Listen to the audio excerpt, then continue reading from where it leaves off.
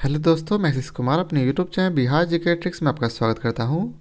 आज हम लोग एनसीईआरटी कक्षा 6 के इतिहास का 8वां चैप्टर इस वीडियो में देखेंगे। तो यदि आप लोगों ने अब तक हमारा channel Bihar GK tricks subscribe नहीं किया है तो इसे सब्सक्राइब कर लें, साथ ही बेल आइकन को जरूर दबाएं। तो आइए वीडियो को स्टार्ट करते हैं। आज के अध्याय का शीर्षक है अशोक, एक अनोखा सम्राट जिसने युद्ध का त्याग किया था। तो आइए चलते हैं इसके महत्वपूर्ण बिंदुओं को पढ़ते हैं। एक बहुत बड़ा राज्य एक साम्राज्य कहलाता है। हम जिन शेरों के चित्र रुपये पैसों पर देखते हैं उनका एक लंबा इतिहास है। उन्हें पत्थरों को काटकर बनाया गया और फिर उन्हें सारनाथ में एक विशाल स्तंभ पर स्थापित किया गया था। इस विषय में तुमने पिछली कक्षा में पढ़ा था, अर्थात अध्याय 7 में पढ़ा था। इतिहास के महानतम राजाओं में से एक कौन थे? अशोक। अशोक के निर्देश पर इसके जैसे कई स्तंभों और पत्थरों पर अभिलेख उत्कीर्ण कराए गए थे। इसके पहले कि हम यह जाने कि इस अभिलेख में क्या लिखा है, यह समझने की पहले कोशिश करेंगे कि उसके राज को साम्राज्य क्यों कहा जाता। तो सबसे पहले हम लोग साम्राज्य को समझेंगे। अशोक जिस साम्राज्य पर शासन करते थे उसकी स्थापना उनके दादा चंद्रगुप्त मौर्य ने लगभग 2300 साल पहले की थी। तो याद रखेंगे अशोक के दादा कौन? तो अशोक के दादा चंद्रगुप्त मौर्य। चाणक्य या कौटिल्य नाम के एक बुद्धिमान व्यक्ति ने चंद्रगुप्त की सहायता की थी। किसकी? तो अशोक के दादा की। और अशोक के दादा कौन? तो चंद्रगुप्त मौर्य। चाणक्य के कई विचार हमें अर्थशास्त्र नाम की किताब में मिलती है। तो याद रखेंगे चाणक्य का एक पुस्तक है जिसका नाम है अर्थशास्त्र। तो ऐसे प्रश्न काफ़ी आते हैं। अर्थशास्त्र के लेखक कौन? तो चाणक्य इसका सही उत्तर है। नेक्स्ट है जब एक ही अब हम लोग पढ़ेंगे वंश के बारे में। वंश किसे कहते हैं? तो जब एक ही परिवार में कई सदस्य एक के बाद एक राजा बनते हैं तो उन्हें एक ही वंश का कहा जाता है, अर्थात वंशानुगत। अर्थात सबसे पहले दादा, फिर उसके बाद उसका बेटा और फिर उसके बेटा, फिर ऐसे ही क्रम चलता गया, अर्थात एक ही वंश का। मौर्य वंश में 3 महत्वपूर्ण राजा हुए। उनके नाम थे चंद्रगुप्त, उनका बेटा बिंदुसार और फिर बिंदुसार का बेटा अर्थात पुत्र अशोक। अब हम लोग साम्राज्य को समझेंगे। साम्राज्य में बहुत से नगर होते हैं। इनमें साम्राज्य की राजधानी पाटलिपुत्र, उज्जैन और तक्षशिला जैसे नगर प्रमुख थे। तो यह जो साम्राज्य था अर्थात मगध साम्राज्य, जिसकी राजधानी पाटलिपुत्र थी और साथ ही उज्जैन और तक्षशिला जैसे नगर भी इस समय प्रमुख थे जब यह मगध की राजधानी पाटलिपुत्र थी। उस समय की चर्चा की जा रही है। तक्षशिला उत्तर पश्चिमी और मध्य एशिया के लिए आने जाने का मार्ग था, अर्थात उत्तर पश्चिमी भाग से मध्य एशिया में आने जाने का मार्ग कौन था? तो तक्षशिला। दूसरी तरफ उज्जैन उत्तरी भारत से दक्षिणी भारत जाने वाले रास्ते में पड़ता था। तो याद रखेंगे ये सब भी कि उस समय उज्जैन क्या था? तो उज्जैन जो है उत्तरी भारत से दक्षिणी भारत में जाने का यह रास्ता था। शायद नगरों में व्यापार, सरकारी अधिकारी और शिल्पकार रहा करते थे। नगर में कौन रहते? तो व्यापारी, सरकारी अधिकारी और फिर शिल्पकार। आगे है साम्राज्य के बहुत बड़े क्षेत्रों में किसानों और पशुपालकों के गांव बसे हुए थे। मध्य भारत जैसे इलाकों में ज़्यादातर हिस्सा जंगलों से भरा हुआ था वहाँ पर लोग फल फूल का संग्रहण अर्थात एकत्रित करते थे और जानवरों का शिकार करके अपना जीवन यापन अर्थात जीवन चलाते थे। साम्राज्य के अलग अलग इलाकों में लोग अलग अलग अर्थात भिन्न भिन्न भाषाएं बोलते थे, अर्थात अलग अलग क्षेत्र में अलग अलग भाषाएं साम्राज्य में बोली जाती थी। वे लोग शायद अलग अलग प्रकार का भोजन भी करते थे, यहाँ तक कि अलग अलग किस्म की पोशाक भी पहनते थे। जैसे कि कह सकते हैं कि भाई बिहार का क्या है, तो बिहार का एक अलग पोशाक है, उसी प्रकार महाराष्ट्र में जाएंगे तो वहाँ अलग पोशाक होगा। उसी तरह बिहार का भोजन अलग है, महाराष्ट्र और दक्षिण बिहार का भोजन अलग है। तो वही बोला गया कि साम्राज्य जो है एक से ज़्यादा नगरों का क्षेत्र था, जहाँ लोग अधिकांशतः क्या थे, अलग अलग भाषा बोलते थे और सबका अलग अलग भोजन था, अलग अलग सबके पोशाक थे। तो ऊपर कुछ छूट गया था तो उसे हम लोग देख लेते हैं। इस बॉक्स को जिन जगहों पर अशोक के शिलालेख मिले हैं उसे लाल बिंदुओं से दिखाया गया है। ये सारे इलाके साम्राज्य के भीतर थे। उन देशों के नाम बताओ जहां अशोक के अभिलेख मिले हैं। भारत के कौन से राज्य मौर्य साम्राज्य से बाहर था? तो ये है, ये सभी लाल वाला जो चिन्ह है, यहाँ अशोक के स्तंभ मिले हैं और यह अफगानिस्तान जो है अशोक के साम्राज्य में था। अब आइए चलते हैं, आगे पढ़ते हैं। राज्य साम्राज्य से कैसे भिन्न अर्थात अलग है?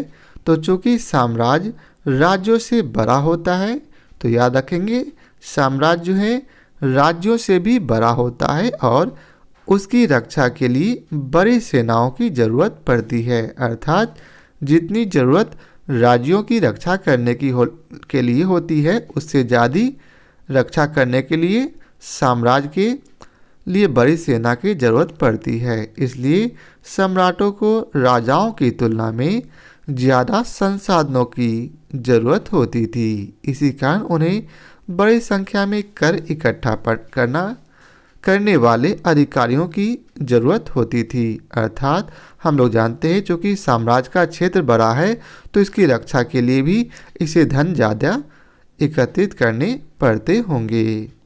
तो इनका ये जो धन है कौन एकत्रित करता था? तो उनके अधिकारी। अब आगे है साम्राज्य का प्रशासन। चूँकि मौर्य साम्राज्य बहुत बड़ा था, इसलिए अलग अलग हिस्सों पर अलग अलग ढंग से शासन किया जाता था। अर्थात सभी क्षेत्रों में अलग अलग ढंग से शासन किया जाता था। कहते हैं ना, जैसा देश वैसा भेष, तो वैसे ही जैसा देश मतलब जैसा क्षेत्र वैसा शासन। उसके आसपास के इलाकों पर सम्राट का सीधा नियंत्रण था।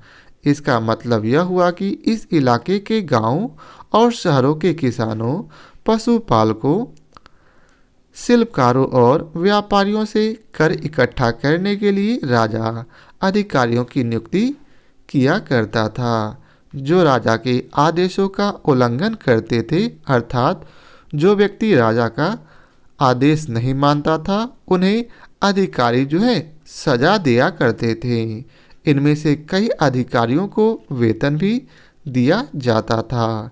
संदेशवाहक जो एक जगह से दूसरी जगह संदेश पहुंचाते हैं, एक जगह से दूसरी जगह घूमते रहते थे और राजा के जासूस अधिकारियों के कार्यकलाप पर नज़र रखते थे। संदेशवाहक का क्या काम था?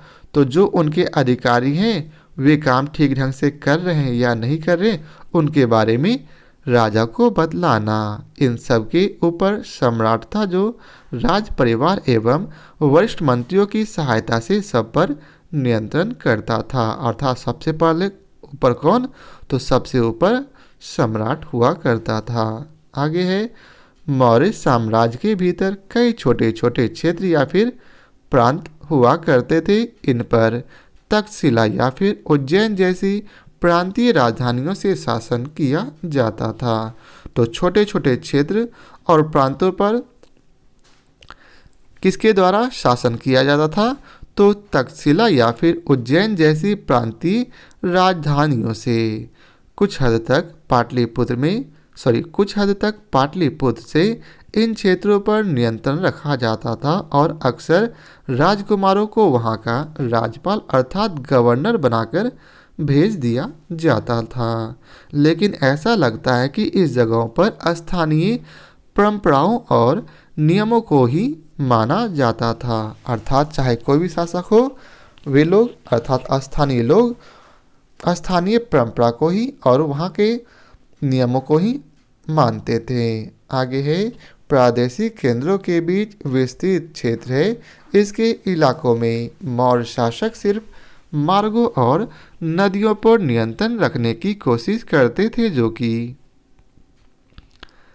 आवागमन अर्थात आने जाने के लिए महत्वपूर्ण था। यहाँ से उन्हें जो भी संसाधन कर अर्थात टैक्स प्राप्त होता था या फिर भेंट के रूप में उसे कुछ भी मिलता था, वे उन सबको इकट्ठा करके सम्राट को पहुंचा देते थे। उदाहरण के लिए अर्थशास्त्र में यह लिखा है कि उत्तर पश्चिम कंबल के लिए, दक्षिण भाग सोने और कीमती पत्थरों के लिए प्रसिद्ध था। तो ये पॉइंट आप लोग याद रखेंगे। उत्तर पश्चिम किस लिए प्रसिद्ध था? तो उत्तर पश्चिम कंबल के लिए, और दक्षिण भारत किस लिए? तो सोने की कीमती पत्थरों के लिए। संभव है कि संसाधन नजराने के रूप में इकट्ठे किए जाते थे। अब आइए समझते हैं नजराना किसे कहते हैं। जहां कर नियमित ढंग से इकट्ठे किए जाते थे, वहीं नजराना अनियमित रूप से अर्थात कभी कभी लिए जाते होंगे। इकट्ठा किया जाता था। ऐसे नजराने विविध पदार्थों के अर्थात अलग अलग पदार्थों के रूप में प्रायः ऐसे लोगों से लिए जाते थे जो स्वेच्छा से अर्थात गिफ्ट के रूप में उसे देते थे। अब आगे है राजधानी में सम्राट। मेगास्थनीज चंद्रगुप्त के दरबार में पश्चिमी एशिया के यूनानी राजा सेल्यूकस निकेटर का राजदूत था। मेगास्थनीज ने जो कुछ देखा उसका विवरण उन्होंने किया है। यहाँ हम उसके विवरण का एक अंश दे रहे हैं जो कि आपको नीचे लिखा गया है। तो आइए पढ़ते हैं क्या लिखा है। यहाँ सम्राट का जनता के सामने आने के अवसर पर शोभा यात्रा के रूप में जश्न मनाया जाता था। अर्थात जब सम्राट जनता के सामने जाते थे तो उसे अवसर मानकर अर्थात त्यौहार मानकर लोग शोभा यात्रा के रूप में जश्न मनाते थे। उन्हें एक सोने की पालकी में अर्थात सम्राट को सोने की पालकी में ले जाया जाता था। उनके साथ अंगरक्षक अर्थात बॉडीगार्ड सोने और चांदी से अलंकृत हाथियों पर सवार रहते थे। तो उनका बॉडीगार्ड कहाँ रहता था? तो सोने और चांदी से सजे हुए हाथियों पर सवार। कुछ अंगरक्षक पेड़ों को लेकर चलते थे। इन पेड़ों पर प्रशिक्षित अर्थात ट्रेंड तोता का एक झुंड रहता था जो सम्राट के सिर के चारों तरफ चक्कर लगाया करता था। राजा सामान्यतः हथियारबंद महिलाओं से घिरे होते थे। अर्थात किससे घिरे? तो वैसी महिला जिनके हाथों में हथियार हुआ करती थी उनसे घिरे रहते थे। वे हमेशा इस बात से डरे रहते हैं कि कहीं कोई उनकी हत्या करने की कोशिश न करे। उनके खाना खाने के पहले खास नौकर उस खाने को चखते हैं। वे लगातार 2 रात तक एक ही कमरे में नहीं सोते थे। तो यह सम्राट के बारे में बतलाया है किसने? तो मेगास्थनीज ने। और पाटलिपुत्र के बारे में क्या लिखा है? तो पाटलिपुत्र यह एक विशाल और खूबसूरत नगर है। यह एक विशाल प्राचीर से घिरा जिसमें 570 बुर्ज और 64 द्वार हैं। किसके बारे में बोला जा रहा? तो पाटलिपुत्र के बारे में। 2 और 3 मंजिल वाले घर लकड़ी और कच्ची ईंटों से बने हैं। राजा का महल भी काठ अर्थात लकड़ी का बना है, जिसे पत्थर की नक्काशी से अलंकृत अर्थात सजाया गया है। यह चारों तरफ से उद्यानों और चिड़ियों के लिए बने बसेरे से घिरा है। हवाई चलते आगे पढ़ते हैं। अब है अशोक एक अनोखा सम्राट। तो किस प्रकार अशोक को अनोखा सम्राट कहा गया? अशोक मौर्य वंश के सबसे प्रसिद्ध शासक था। तो कौन वंश का था अशोक? तो मौर्य वंश का। वह ऐसे पहले शासक थे जिन्होंने अभिलेखों द्वारा जनता तक अपने संदेश पहुंचाने की कोशिश की है। अशोक के ज़्यादातर अभिलेख प्राकृत भाषा और देवनागरी लिपि में लिखी गई है। तो याद रखेंगे, अशोक के ज़्यादातर अभिलेख किस भाषा में है?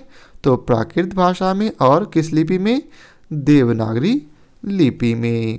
अब है कलिंग युद्ध का वर्णन करता हुआ अशोक का अभिलेख।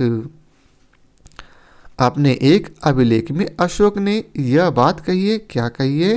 तो राजा बनने के 8 साल बाद मैंने कलिंग विजय की। लगभग 1.5 लाख लोग बंदी बना लिए गए। 1 लाख से भी ज़्यादा लोग इसमें अर्थात कलिंग युद्ध में मारे गए। इससे मुझे अपार दुख हुआ। क्यों हुआ? जब किसी स्वतंत्र देश को जीता जाता है तो लाखों लोग मारे जाते हैं और बहुत सारे बंदी बनाए जाते हैं। इसमें ब्राह्मण और श्रमण भी मारे जाते हैं।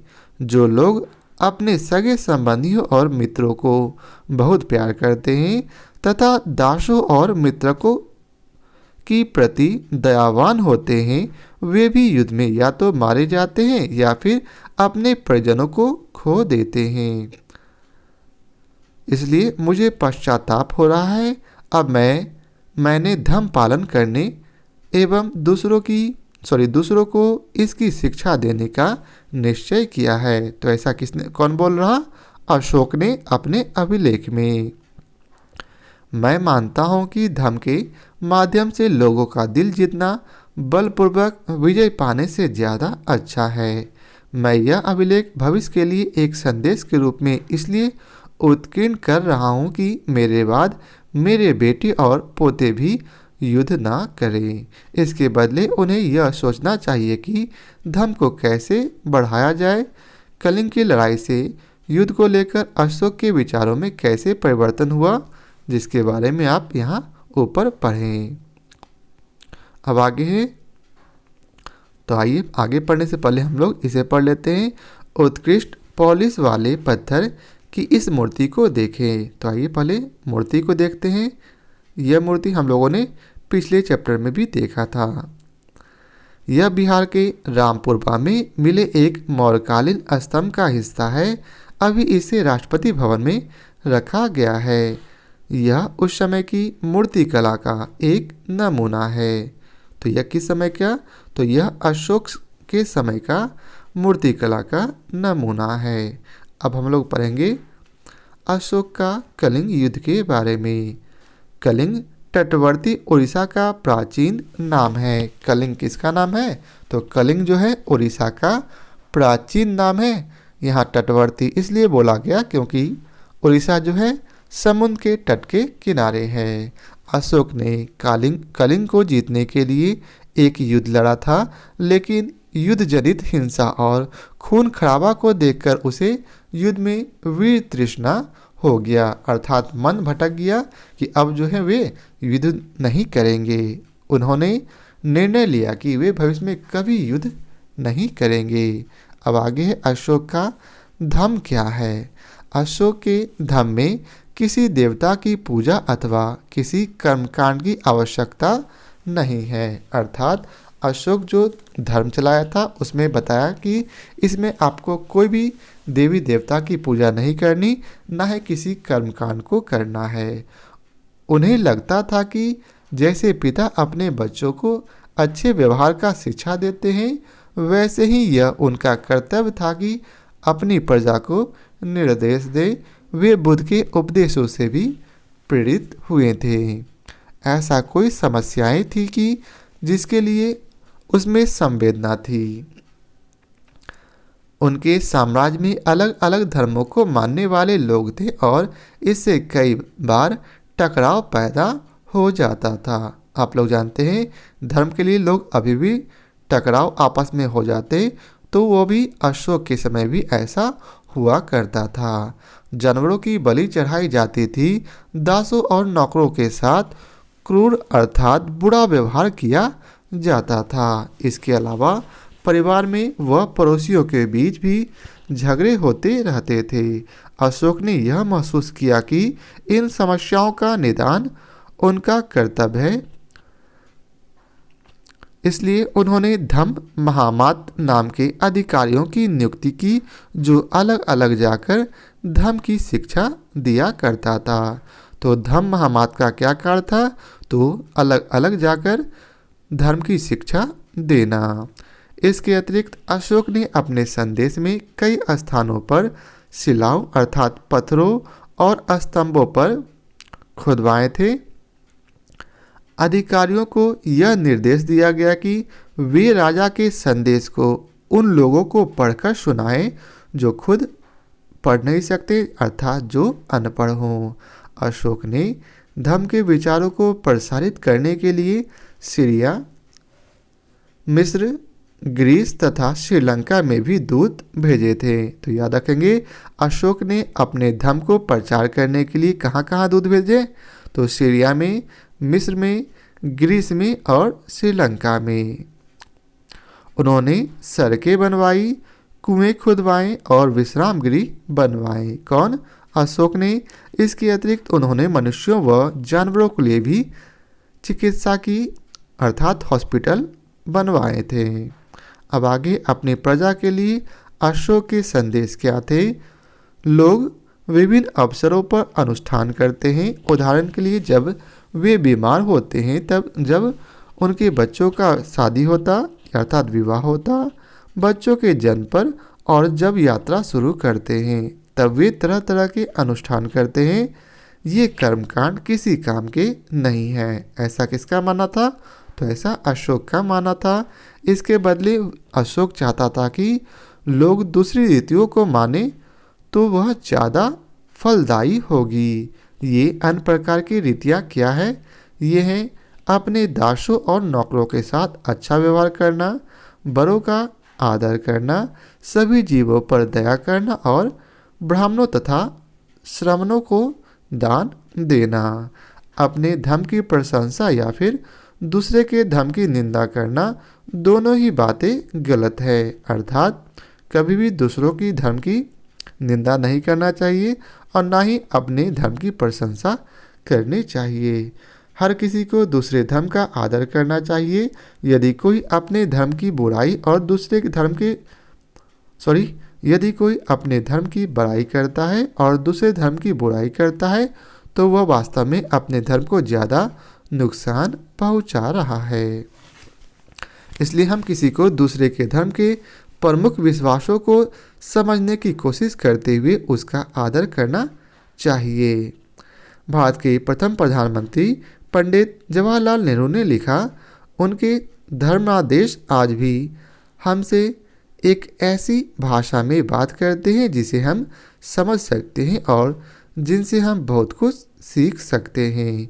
अशोक ने धर्म के विचारों को दूर दूर तक फैलाने के लिए उन बातों को बताया जो अपने अनुसार आज भी प्रासंगिक है।